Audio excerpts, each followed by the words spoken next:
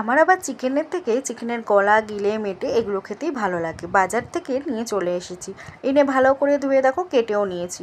সাথে নিয়েছি দুটো বড় সাইজের আলু, আলুটাকে একটু মাংসের আলুর মতো কেটে নিলাম।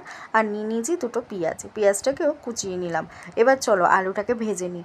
আর দেখো এখানে কড়াইতে তেল দিয়ে দিয়েছি, দিয়ে কিন্তু আলুটাকে ভাজতে দিয়ে দিলাম, কারণ যেহেতু একটু বড় সাইজের আলু নিয়েছি তাই আলাদা করেই ভেজে নিলাম। আর এখানে এই যে পেঁয়াজটা দিয়ে দিলাম, পেঁয়াজটা লাল হয়ে এসেছে। আর আমার তো আদা রসুনের পেস্ট করাই থাকে, আদা রসুনের পেস্টটা দিয়ে দিলাম। আর সব মশলা একসাথে দিয়ে ভালো করে কিন্তু কষিয়ে নেব যতক্ষণ না তেল ছাড়ছে।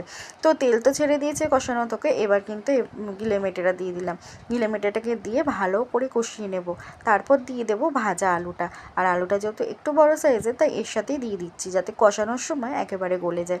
তো এই যে আলুটাকে দিয়ে কিন্তু এবার ভালো করে আবার কষিয়ে নেব, নিয়ে কিন্তু দিয়ে দেবো জল। ব্যাস আমার কষানো হয়ে গেছে, আর জলও দিয়ে দিয়েছি। গিলেমেটটা কিন্তু ফুটতেও শুরু করে দিয়েছে। দুপুরবেলা গরম ভাতের সাথে এই গিলেমেটের তরকারি থাকলে আমার আর কিছু লাগে না।